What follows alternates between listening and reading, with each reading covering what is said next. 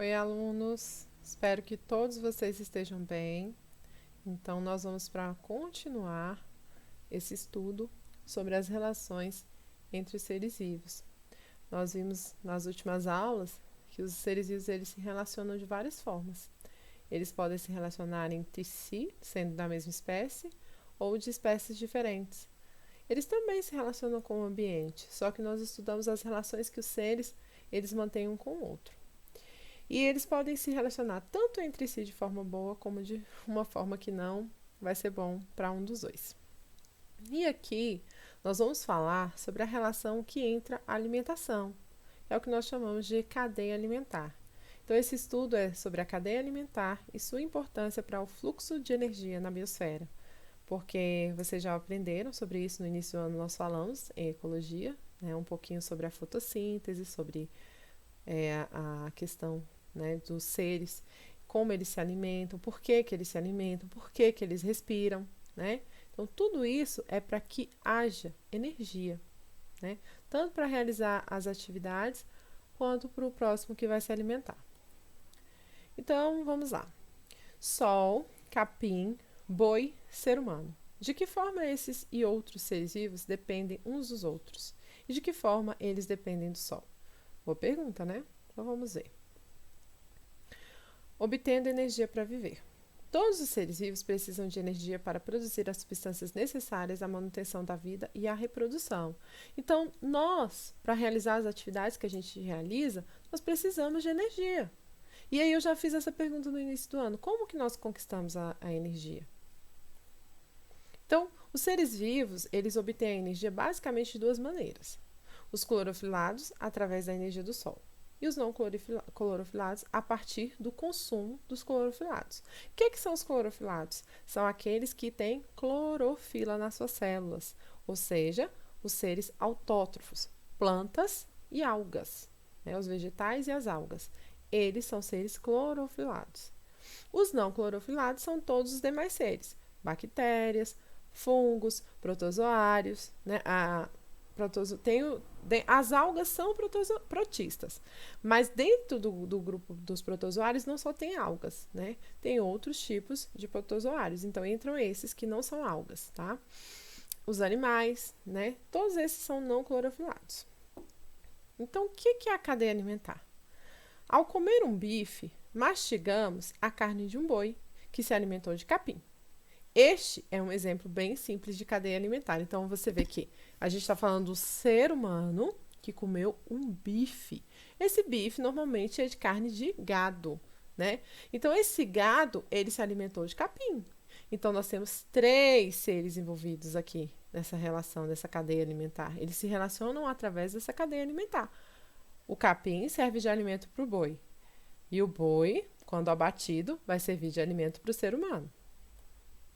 Então, a cadeia alimentar representa a relação de alimentação entre os organismos, podendo ser entendida como tudo aquilo, animais ou plantas, que faz parte do ciclo alimentar de um ser vivo. Então, tudo que entra no nosso ciclo alimentar, a gente vai chamar de cadeia alimentar, tá?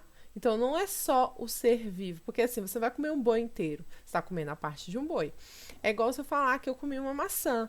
Eu não comi a macieira inteira, né? Que a gente, não é pé de maçã, né? A árvore que vai ter o fruto da maçã se chama macieira. Você não come a árvore inteira, você come só o fruto dela. Né? Você também pode comer vegetais, né? Que os exemplos, além das frutas que eu falei da maçã, você pode comer a folha, você pode comer o caule, você pode comer a raiz, né?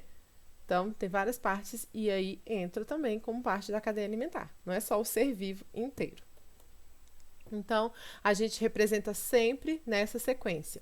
Capim, que vai servir de alimento para o boi, que vai servir de alimento para o ser humano. Note que a setinha, ela tem uma direção. Se você mudar essa setinha de direção, vai ficar errada a sua cadeia alimentar. Por quê? Porque você vai estar dizendo que o ser humano serve de alimento para o boi serve de alimento para o capim.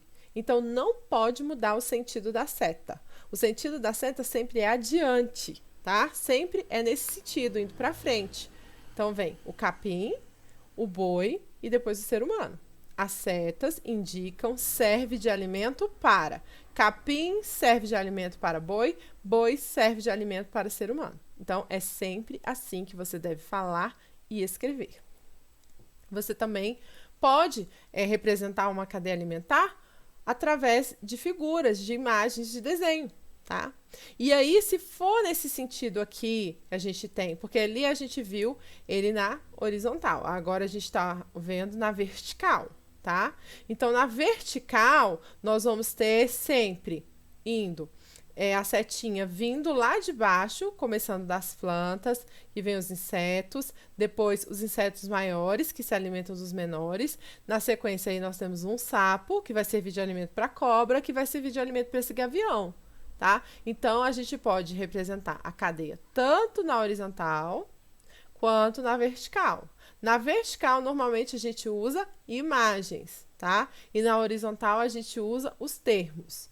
Então, você veja bem que essa planta, ela serve de alimento para essas mosquinhas aí e para o gafanhoto. E aí vai ter animais, insetos também, maiores que vão se alimentar desses aí, tá? Tem vários insetos detritívoros que se alimentam de outros insetos, que vão servir de alimento para o anfíbio, que é um sapo, que vai servir de alimento para um réptil, que é a cobra, e vai servir de alimento para a ave, que é o gavião. Aqui também a gente tem um exemplo de cadeia alimentar aquática, em que a gente tem esse camarãozinho aí, que serve de alimento para o peixe menor, que vai servir de alimento para um peixe maior, que vai servir de alimento para um peixe bem grande, que também vai servir de alimento para essa águia aí, tá? Então, veja bem, o camarão se alimenta do plâncton, que são as algas, tá? É porque, assim, dentro da comunidade de organismos da algas, nós vamos ter as divisões.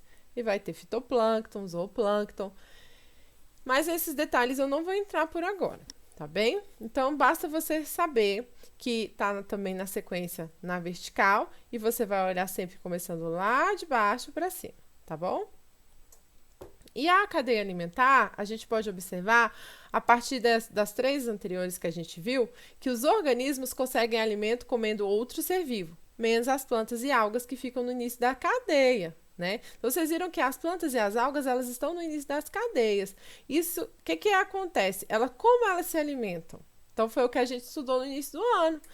As plantas e as algas, elas não se alimentam de outros seres vivos, mas elas fazem, né, um processo químico chamado fotossíntese, no qual elas utilizam a luz do sol para gerar energia, para produzir energia dentro delas. Mas não é só a luz do sol.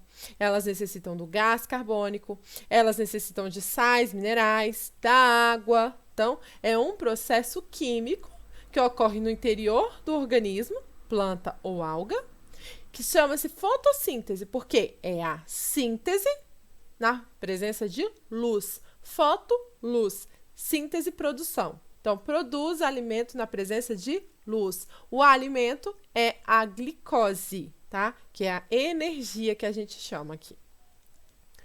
E aí, dependendo da posição em que eles ocupam na cadeia alimentar, os organismos podem ser classificados em produtores, que são a base da cadeia, são aqueles que produzem o próprio alimento, autótrofos, seja por meio da fotossíntese ou da quimiossíntese, que também é um tipo de fabricação de energia através de uma química diferente da fotossíntese, que é na ausência de luz, né? Como algumas bactérias elas fazem isso, mas eu também não vou aprofundar aqui. Então, os autótrofos são aqueles que produzem o próprio alimento, autótrofos, tá? Então, auto de próprio e trofos de alimento. Tanto que a palavra trófico, ela tem esse significado, né? De você ocupar um nível por causa do alimento. E aí você vai ter o segundo nível trófico, que são os consumidores. Então, os organismos heterótrofos, aqueles que não produzem o próprio alimento, mas que têm que se alimentar diretamente de outros seres, eles são chamados de consumidores, tá? E aí a gente pode ter o consumidor primário, o secundário, o terciário, o quaternário, o de quinta ordem, o de sexta ordem, enfim. Então, a partir dos consumidores, nós vamos ter vários outros, depende do tamanho da cadeia. Na cadeia que você tem capim, boi e homem, você tem o capim como produtor, o boi como consumidor primário e o homem como o consumidor secundário, tá?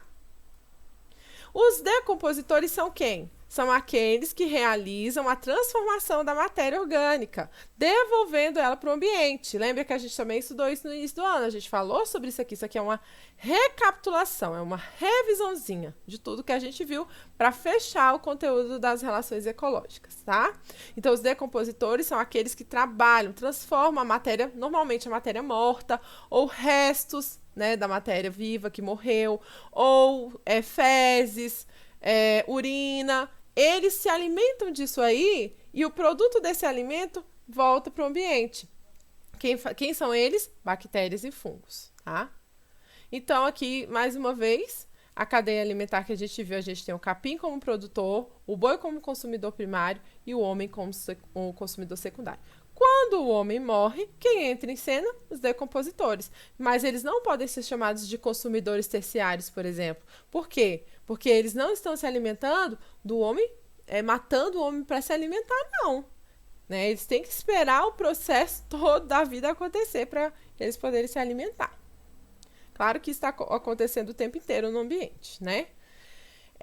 Aqui, além da cadeia alimentar, a gente não vai ter sempre só uma sequência. A gente vai ter várias, porque a gente está falando de sistemas de seres vivos, né? Igual vocês viram os ecossistemas, vocês aprenderam sobre os ecossistemas. E dentro de um ecossistema, você tem várias espécies de seres vivos se relacionando. E um serve de alimento para os outros. E um pode ocupar uma posição quando ele come um determinado animal, mas ele pode ocupar outra posição quando ele come outro determinado ser vivo. Então, quando a gente tem essa mistura de cadeias envolvidas num sistema maior, a gente chama de teia alimentar, tá? Então, a relação de várias cadeias acontecendo ali, elas se entrelaçam e formam uma rede, como uma teia. E aqui a gente tem um esquema de teia alimentar. Você pode notar que tem várias formas do gavião se alimentar, do sapo se alimentar, dos insetos se alimentarem, né? Tem várias opções de alimentos. Então, não é mais uma cadeia. Na cadeia só tem uma opção para cada um. Na teia tem várias opções, tá? E aqui eu finalizo a minha aula de hoje, tá? Bons estudos para vocês e até a próxima. Um abraço para todos.